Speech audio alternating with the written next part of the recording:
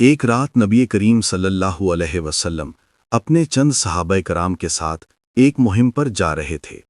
سفر لمبا تھا، سب تھکے ہوئے تھے۔ آپ صلی اللہ علیہ وسلم نے صحابہ سے فرمایا، تم لوگ یہیں ٹھہر جاؤ، میں کچھ دیر کے لیے جنگل کی طرف جا رہا ہوں، تم فکر نہ کرنا۔ صحابہ کرام خاموشی سے سر جھکائے کھڑے رہے۔ نبی صلی اللہ علیہ وسلم نے اپنا عصا اٹھایا اور رات کی گہرائی میں داخل ہو گئے۔ زمین پر آپ صلی اللہ علیہ وسلم کے قدموں کی ہلکی چاپ باقی رہ گئی، جیسے نور کا سایہ زمین پر اتر گیا ہو۔ چند میل آگے ایک وادی تھی، وادی نخلا۔ یہ وادی مکہ اور طائف کے درمیان واقع تھی۔ درختوں کی سیاہ چھاؤں، رات کا خاموش آسمان اور کبھی کبھار الو کی آوازیں۔ نبی صلی اللہ علیہ وسلم اس وادی میں پہنچے، وضو فرمایا اور کھڑے ہو گئے۔ نماز تہجد کی پہلی رکعت میں قرآن کی تلاوت شروع ہوئی۔ آسمان گواہ تھا، زمین سن رہی تھی۔ وہ آواز جو زمین پر سب سے پاک تھی، وہی آواز جسے سن کر فرشتے بھی خاموش ہو جاتے تھے۔ اسی لمحے ایک جنوں کا قافلہ آسمان کے کنارے سے سفر کر رہا تھا۔ یہ جن نینوے کے علاقے سے تعلق رکھتے تھے، یعنی موجودہ عراق کی سرزمین۔ وہ لوگ پہلے آسمان پر خبروں کو سننے کے عادی تھے، مگر اب جب نبی صلی اللہ علیہ وسلم مبعوث ہو چکے تھے، ان پر آسمان کے دروازے بند ہو چکے تھے۔ شہاب ثاقب ان کی طرف پھینکے جاتے تھے۔ وہ حیران تھے، یہ کیا ہوا؟ ایک جن نے کہا، چلو زمین کے کناروں پر دیکھتے ہیں، شاید وہاں کوئی نیا واقعہ پیش آیا ہو۔ وہ سفر کرتے کرتے حجاز کی طرف بڑھے اور اچانک وادی نخلا میں ایک نور دیکھا، جہاں سے قرآن کی تلاوت کی آواز گونج رہی تھی۔ جنوں کا قافلہ تھم گیا، ان کی آنکھوں میں حیرت، دلوں میں سکون۔ ایک نے کہا، خاموش رہو، یہ کون بول رہا ہے؟ یہ کیسا کلام ہے؟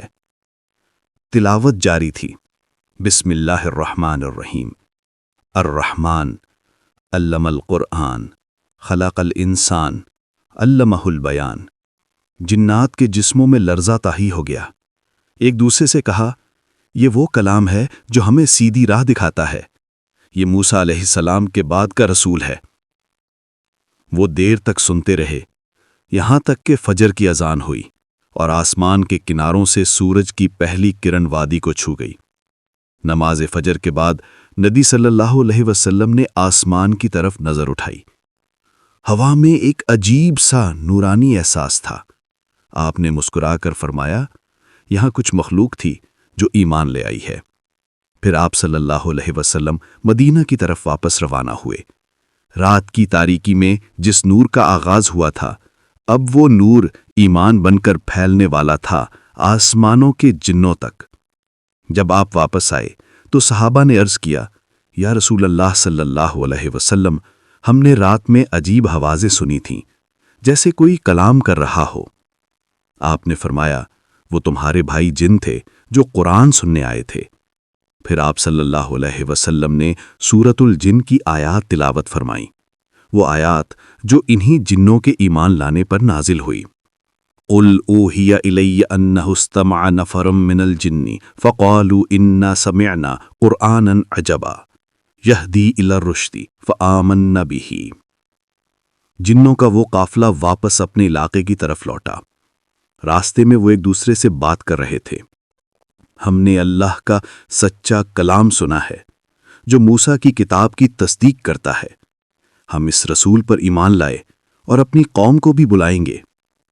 وہ جنات اپنے وطن پہنچے اور اپنی قوم سے کہا، اے ہماری قوم، ہم نے ایک کتاب سنی ہے جو موسیٰ کے بعد نازل ہوئی ہے، جو حق کی طرف بلاتی ہے اور راہ مستقیم دکھاتی ہے۔ یوں جنوں کے کئی قبیلے مسلمان ہو گئے۔ کچھ وقت گزرا۔ ایک دن نبی صلی اللہ علیہ وسلم نماز ادا فرما رہے تھے۔ مسجد میں سکون تھا۔ اچانک ایک سرکش جن نمودار ہوا۔ وہ چاہتا تھا کہ نبی صلی اللہ علیہ وسلم کی نماز کو نقصان پہنچائے۔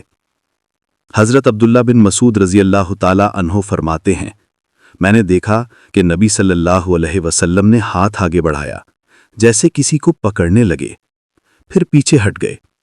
नमाज खत्म हुई तो मैंने पूछा, या रसूल अल्लाह सल्लल्लाहु अलैहि वसल्लम, ये क्या माजरा था? आपने फरमाया, वो एक शैतानी जिन था। वो चाहता था कि मेरी नमाज खराब करे, तो मैंने उसे पकड़ लिया, यहां तक कि उसकी जबान की सर्दी अपने हाथ पर महसूस की।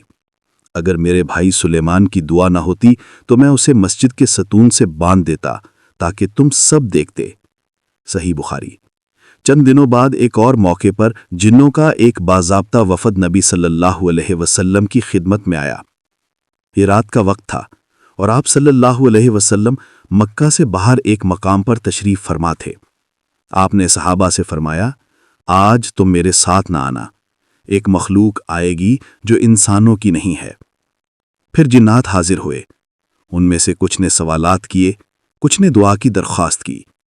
नबी सल्लल्लाहु अलैहि वसल्लम ने उनको दीन की तालीम दी, कुरान की तिलावत फरमाई और उनके लिए दायरा खींचा। रिवायात में आता है कि आप सल्लल्लाहु अलैहि वसल्लम ने उनके लिए एक लकीर ज़मीन पर खींची और सहाबा से फरमाया कि इस लकीर के बाहर न जाना वरना नुकसान होगा। जिन्नात आपके इर्द गिर्द जमा हुए और कुरान सुनकर ईमान ले आए। ईमान लाने वाले जिन्नों ने अपनी कौम में जाकर दावत का आगाज़ किया। उन्होंने बताया कि मोहम्मद सल्लल्लाहु अलैहि वसल्लम वही नबी हैं जिनकी खबर तौरात और इंजील में दी गई है। उनकी कौम के बड़े बोले, क्या वो इंसान हैं? जिन्नों ने कहा, हाँ, मगर ज़मीन पर सबसे ज़्यादा नूर वाले इंसान। यूं जिन्नात की कई जमातें ईमान लाईं और कुछ काफिरों ने उनकी बात मानने से इनकार कर दिया, बिल्कुल वैसे ही जैसे इंसानों में होता है। कई माह बाद नबी सल्लल्लाहु अलैहि वसल्लम दोबारा वादी नखला की तरफ तशरीफ ले गए। आपने वहां नमाज अदा की और महसूस फरमाया कि फिजा में एक मानूस सी कैफियत है। हवा नरम हो गई, दरख्त झुकने लगे और एक बार फिर वही नूरानी मखलूक हाजिर हुई। उन्होंने अर्ज किया, या रसूल अल्लाह सल्लल्लाहु अलैहि वसल्लम, आपके पैगाम से हमने अपनी कौम को इस्लाम की दावत दी। कुछ ईमान लाए, कुछ मुनकिर हुए। हम चाहते हैं कि आप हमारे लिए दुआ फरमाएं कि हम इस्तिकामत पर रहें। नबी सल्लल्लाहु अलैहि वसल्लम ने दुआ फरमाई, अल्लाहुम सब्बितहुम अलल ईमानी वहफिजहुम मिनश शैतान। हवा में आमीन की आवाज गूंजी, जिन्नों की और फरिश्तों की एक साथ। जब आप मदीना वापस आए तो फरमाया, मुझे जिन्नात और इंसान दोनों की तरफ रसूल बनाकर भेजा गया है।